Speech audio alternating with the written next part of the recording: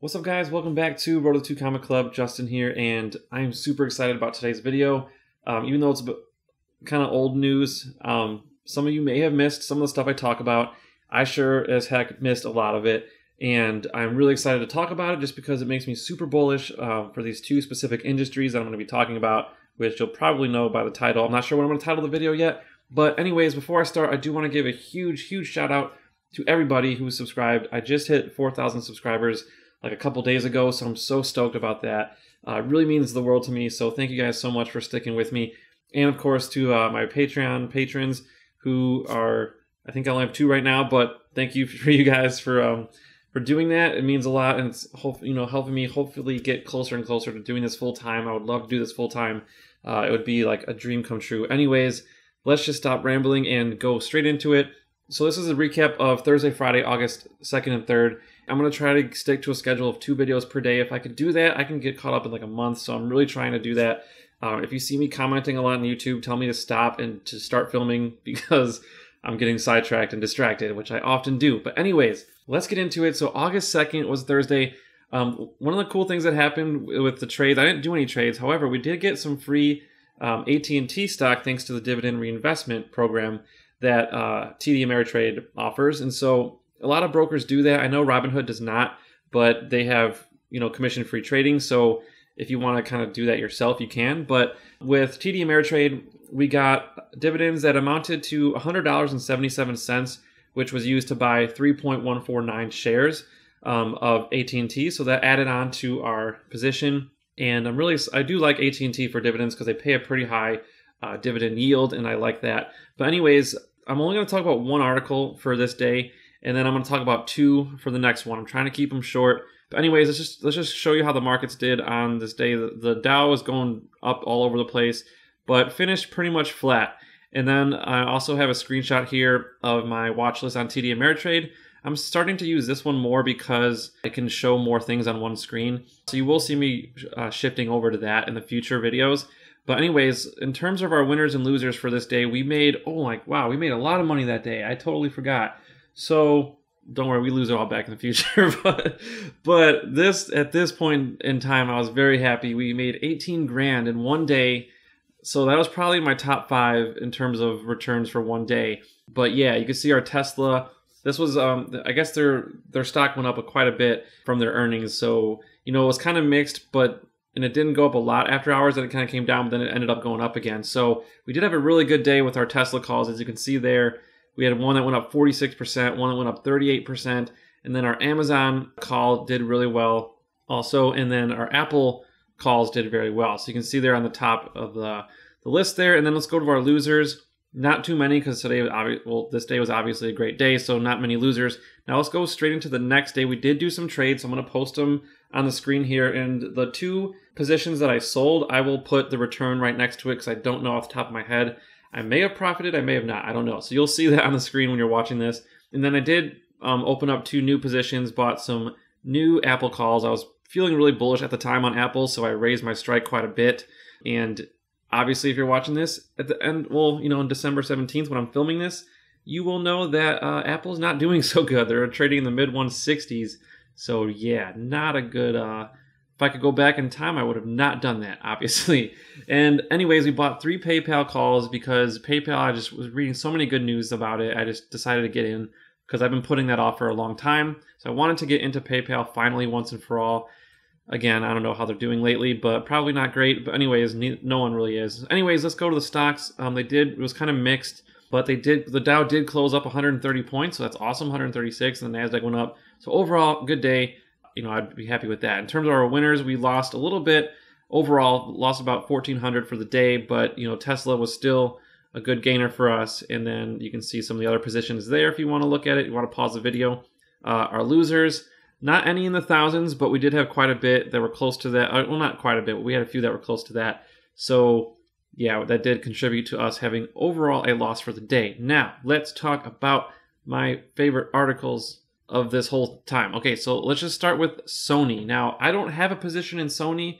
I probably should have, but they did have a very solid first quarter earnings, and I know this is old, but maybe you didn't hear about this number, so I'm going to put a chart on the screen in a little bit, but they posted impressive first quarter earnings that beat analysts' expectations on the top and bottom lines. The revenue rose 5% annually to $17.91 billion, but this is the huge part. Their net income surged 180%.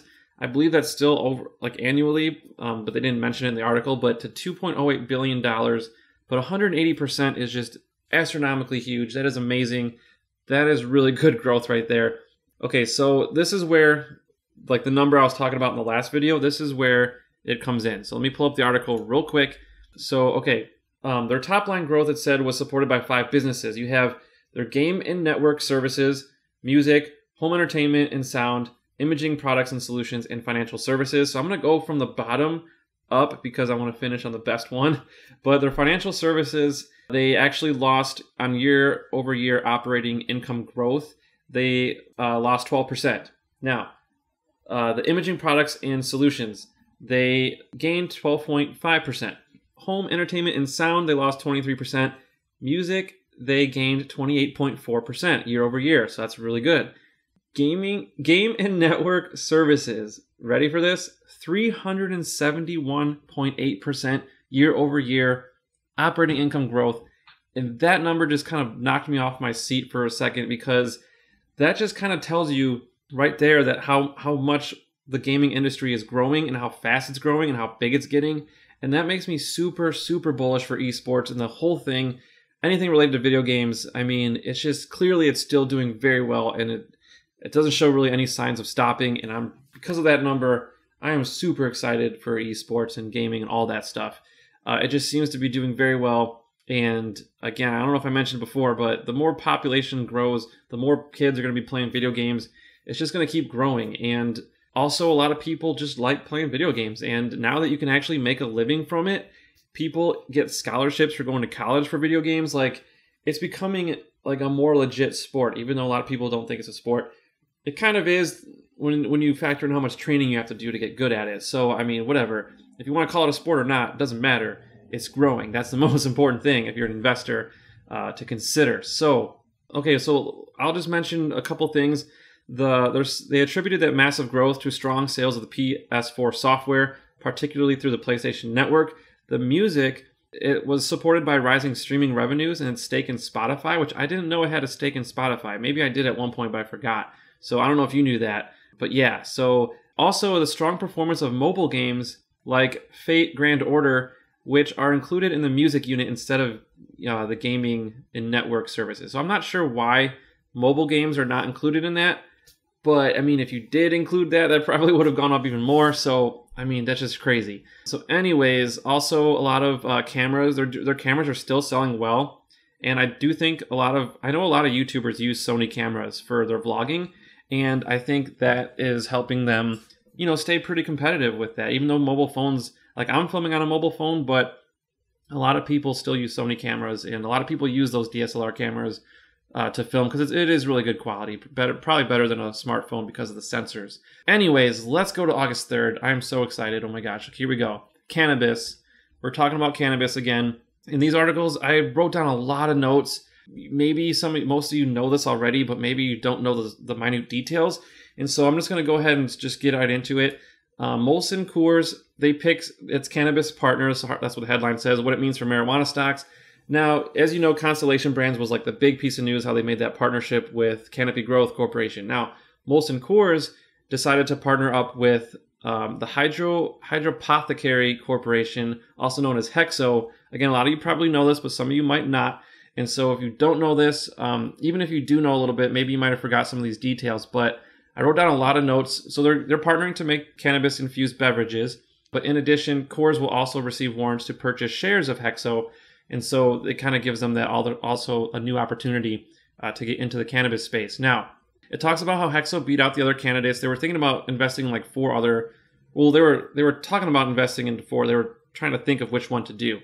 Aurora Cannabis was one of the supposed candidates in Afria, but they decided to land on Hexo because mainly they shared values when it comes to doing business the right way and earning the trust of consumers.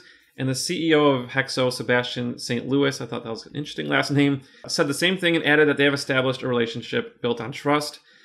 So the article said that the remark could have been a swipe at Aphria because of the controversy involving several members of Aphria management team failing to disclose personal stakes in this company Nuvera that prior to them acquiring that company. But they claimed that they did nothing to violate Canadian laws, but I thought that was interesting. Anyways, pot-infused beverages and edibles, and this is the thing, they're not even legal yet in Canada. Canada legalized recreational cannabis on October 17th, as everyone probably knows, but it's only like the dried cannabis, cannabis seeds, and cannabis oil. Edibles and beverages are not legal yet. So we're going to talk about that in a little bit. So just stay tuned because it's going to get crazy. All right. So just because Constellation Brands and TAP, the ticker symbol for Coors is TAP, T-A-P, if you're not aware. Just because they're beer makers, don't expect alcoholic cannabis infused beverages, because the Cannabis Growth CEO Bruce Linton told CNBC that their company in Constellation Brands would likely roll out cannabis-infused beverages such as zero-calorie drinks with mixtures of cannabinoids. And similarly, the CEO of Coors Landmeters, I can't pronounce his last name, sorry, said that they, along with Hexo, would develop non-alcoholic cannabis-infused beverages. And in my personal opinion on that is, this is a good idea because I don't know about you, but if I do partake in cannabis, I don't like to be drunk at the same time. I think that's kind of overdoing it. I don't think it's a great idea to have like alcoholic beer mixed with cannabis. I think it's kind of better to keep them separated. That's just my opinion.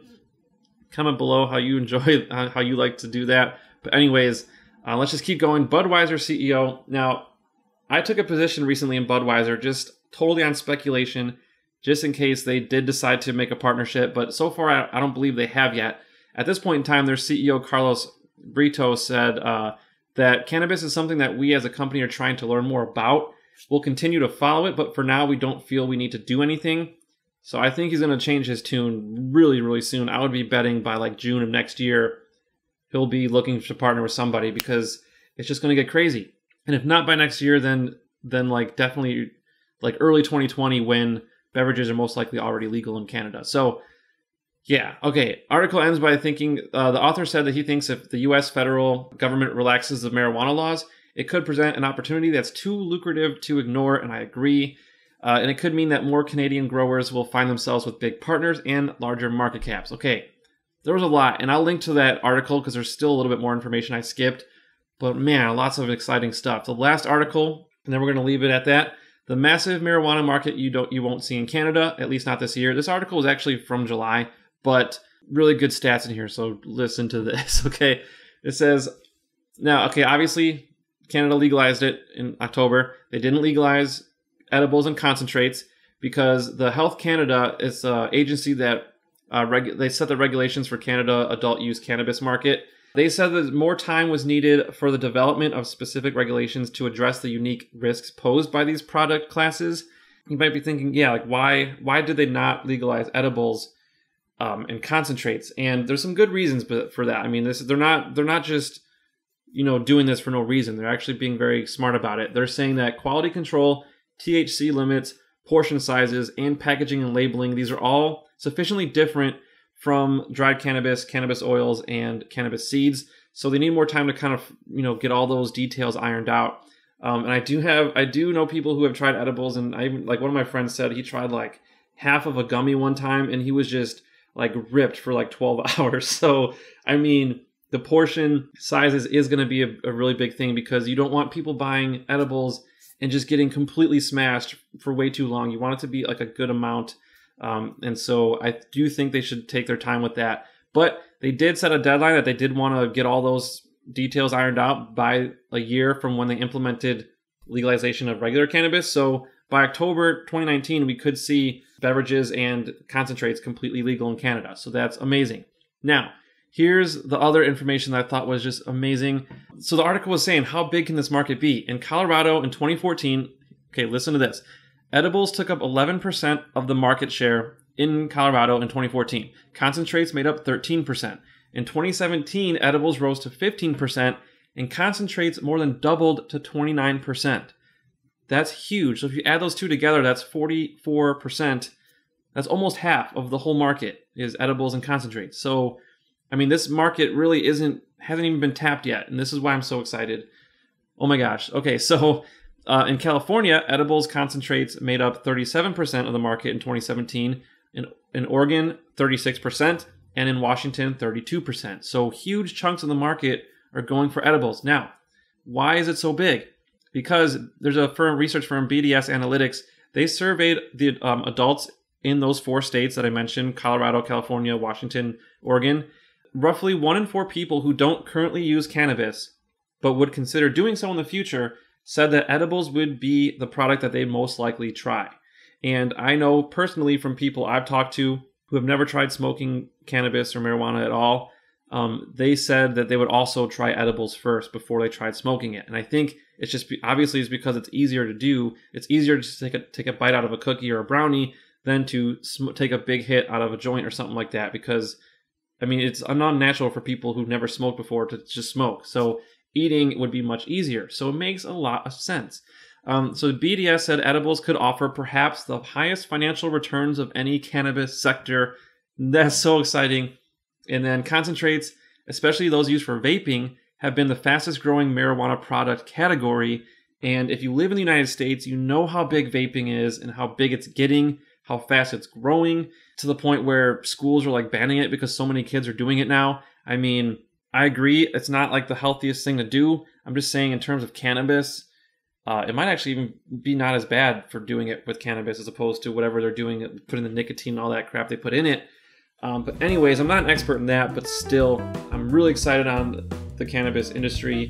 I'm super, super bullish, and I want to know your guys' thoughts. Are you super, super bullish? Comment below what you guys think. And we're going to leave it at that. So if you like the video, please hit that like button and subscribe if you haven't already.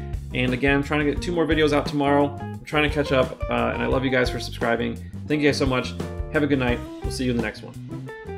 Hey guys, thanks again for checking out this video. If you want another way to support the channel, please check out that Patreon link up there at the top. You get access to my private Discord server where we chat about different companies we're looking at investing in. I also post my current trades in real time as well as news headlines with little mini summaries. And you can also get discounts on any merchandise that we sell, like a shirt like this, for example.